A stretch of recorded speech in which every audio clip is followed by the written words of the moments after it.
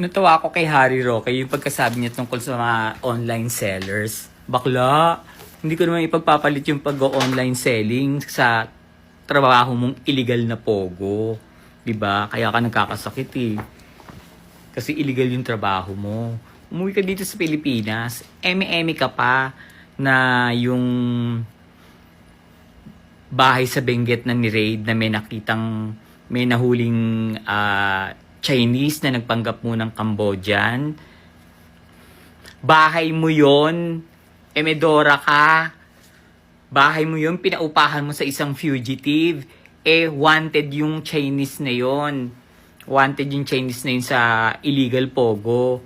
Kaya hawak ka nun, hawak mo yun, magkakilala kayo. At yun ang business niyong dalawa, yung Chinese na to.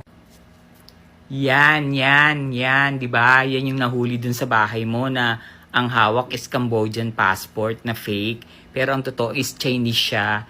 Tapos, ano siya sa, ano mo? Ang sabi mo? Yung bahay mo, ano?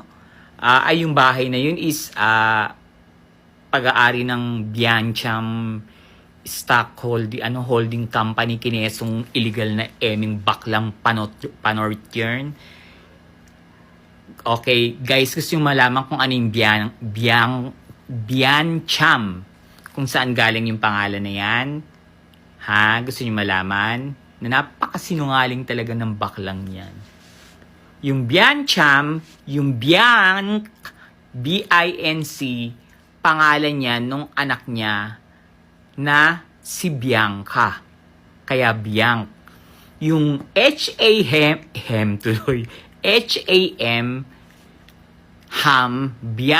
Biancham, anak niya rin po yun. Ang pangalan ng isa niyang anak ay Hami. Kaya Biancham. Bianca and Hami. So, sa'yo yun. Diba? Sa'yo yung kumpanya. Pogo ka. Baklan to. Hindi ka magtatago sa Netherlands. Hindi ka mag-a-apply ng asylum, ng refugee visa. Kung legal ka.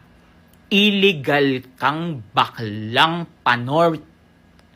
eme-eme ka pa, ombre-ombre ka pa. Saan ka nakakita ng lalaki na pinagtataples mo yung kasama mo? Gago ka ba? Miyo, huwag ka nga magmalinis. Hindi ko ipagpapalit yung pagkatao ko sa'yo. Promise. Nakikita naman sa itsura mo na masamang tao kay. Pangit. Pogo. Biancham. Bianca and Hami. Pangalan ng mga anak mo yan. Churut. So, kala mo